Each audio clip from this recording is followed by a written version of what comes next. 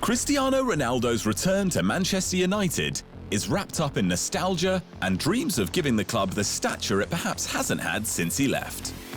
Certainly not since Sir Alex Ferguson rode an open-top bus into the sunset with United's 20th and last Premier League title. And though his return, along with the big-ticket signings Rafael Varane and Jadon Sancho, has fans excited, does Ronaldo make Man United title contenders?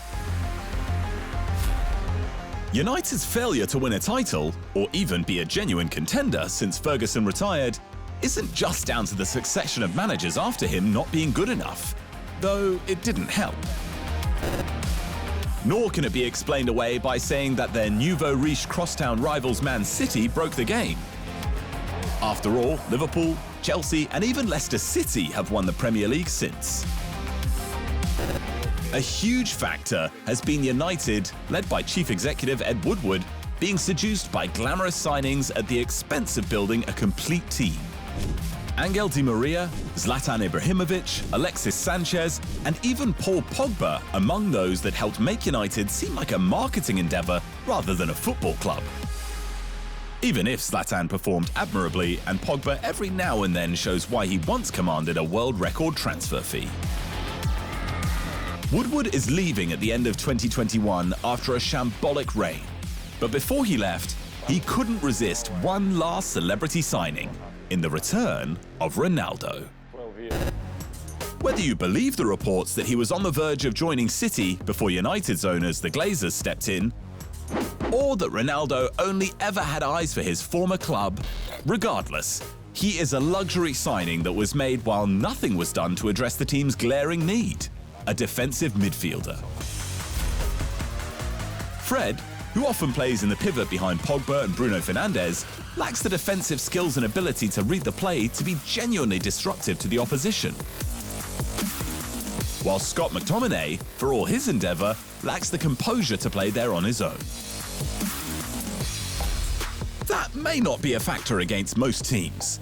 The presence of Pogba, Fernandes, and a front three featuring Ronaldo and two of Sancho, Marcus Rashford, Mason Greenwood, Anthony Martial and Edinson Cavani should ensure that most opponents will be forced onto the back foot. But Man City, Liverpool and Chelsea won't change their ways, and instead, their managers will see that defensive midfielder as an opportunity, a weak point to attack. Which brings us to United's other potential weak link, the touchline, where City have Pep Guardiola, Liverpool have Jurgen Klopp, and Chelsea have Thomas Tuchel, three Champions League winning managers considered among the best in the game.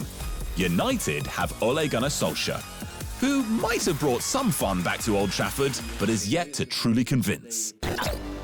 Solskjaer harks back to the Ferguson era of attacking football and giving youth a chance.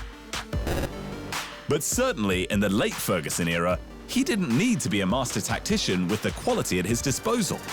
And when Arsene Wenger at Arsenal and then Jose Mourinho at Chelsea upset the apple cart, Fergie was able to get back on top through the financial muscle the club still possessed.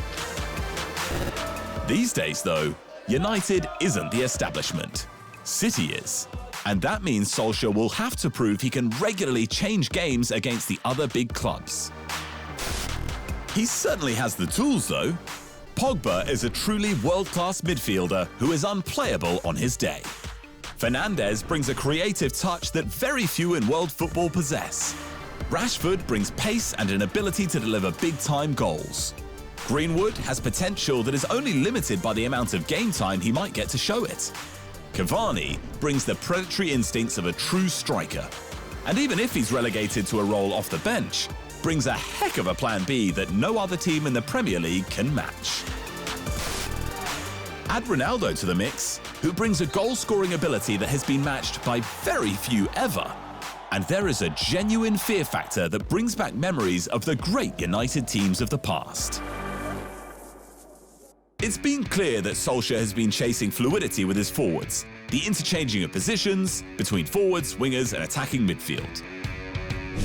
And though Ronaldo, who serves as an inspiration for this style when he played with Wayne Rooney and Carlos Tevez, is likely to be more immobile through the centre, the mobility of the youth he has around him will create opportunities.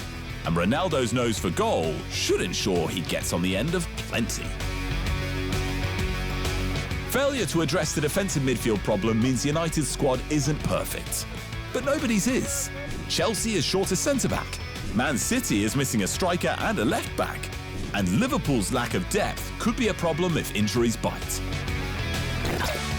So United have as good a chance as anyone. And perhaps most tellingly, it feels like Manchester United again. And that just might make the difference. Thanks for watching. For more great content on all things football, make sure you hit the subscribe button.